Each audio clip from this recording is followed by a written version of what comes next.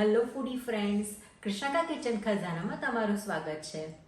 આજે આપણે બનાવીશું ઓરિયો મોદક. એકદમ ઇઝી, ફટાફટ બની જાય એવી રેસીપી છે. તો ચલો એની રેસીપી જોઈ લઈએ. જો તમને મારા વિડીયોઝ પસંદ આવતા હોય તો લાઈક કરો, શેર કરો ને સબસ્ક્રાઈબ કરો. તો સૌથી પહેલાં આપણે બનાવીશું ઓરિયો બિસ્કિટમાંથી ઓરિયો મોદક. તો એના માટે મેં અહીંયા એક પેકેટ ઓરિયો બિસ્કિટ લીધા છે. 100 ગ્રામનું પેકેટ આવે એ લીધું છે. હવે આપણે ઓરિયો બિસ્કિટને ખોલીને એમાંનો આ વ્હાઈટ પોર્શન છે એ આપણે અલગ કાઢીને રાખવાનો છે. કિડ્સને ભાવતી એવી ફ્લેવર છે.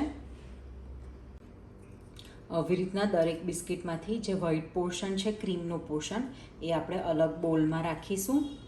એકદમ ઇઝીલી બની જાય એવી છે, ગેસનો ઉપયોગ નથી થતો અને ફટાફટ બની જાય એવી. તમે જો કિડ્સને પણ જોડે રાખીને આ મોદક બનાવશો તો એમને પણ ખાવાની ખૂબ જ મજા આવશે. તો આવી રીતના આપણે બધા જ ઓરિયો બિસ્કિટમાંથી આવી રીતના ક્રીમ પોર્શન અલગ કરી દઈશું. તો કૂકીઝમાંથી હવે આપણે ક્રીમ અલગ કરી દીધું છે. હવે જે ઓરિયો બિસ્કિટ્સ છે એને આપણે બ્લેન્ડર જારની અંદર લઈ લઈશું. હવે ઓરિયો કૂકીને આપણે બ્લેન્ડ કરી દઈશું. ઓરિયો કૂકીઝ આપણી બ્લેન્ડ થઈને એકદમ સરસ પાવડર ફોર્મમાં થઈ ગયું છે.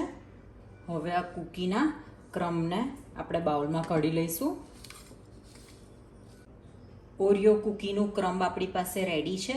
હવે આપણી પાસે આ જે ક્રીમ છે એની અંદર આપણે 1 to 2 ટેબલ સ્પૂન જેટલું નાળિયેરનું છીણ છે તે લઈ લઈશું. હવે આપણે પ્રોપર એને મિક્સ કરી લઈશું. તમે ઈચ્છો તો આની અંદર ટૂટી ફ્રૂટી એડ કરી શકો છો, ચેરીના નાના પીસ કરીને એડ કરી શકો છો, નટ્સ પણ એડ કરી શકો છો, અથવા તો ચોકલેટના ચિપ્સ આવે છે તે પણ અંદર એડ કરી શકો છો. ક્રીમ આપણું પ્રોપર મિક્સ થઈ ગયું છે.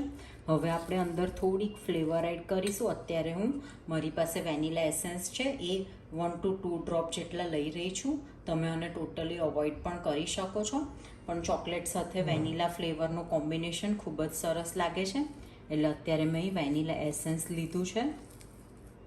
એસેન્સ પ્રોપર મિક્સ થઈ ગયું છે. ક્રીમ આપણું રેડી છે. હવે આ ક્રીમમાંથી આપણે નાનું પોર્શન લઈશું અને એક બોલ શેપનું રેડી કરીશું. હવે આપણે આને સ્ટફિંગ તરીકે યુઝ કરવાના છે. સેમ રીતે આપણે બધા ક્રીમમાંથી નાના નાના બોલ બનાવીને રેડી કરી દઈશું.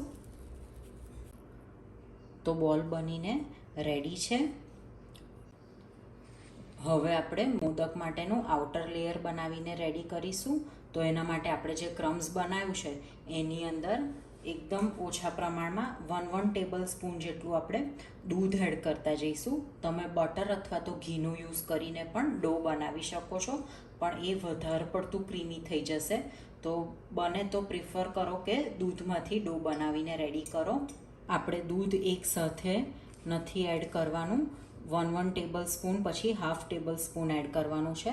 જો વધારે પડતું દૂધ અંદર એડ કરી દઈશું તો ડો એકદમ ચીકણો થઈ જશે. તો આપણે બને એટલું 1/2 tablespoon 1 tablespoon add કરતા જવાનું અને ડો બાંધતા જવાનું.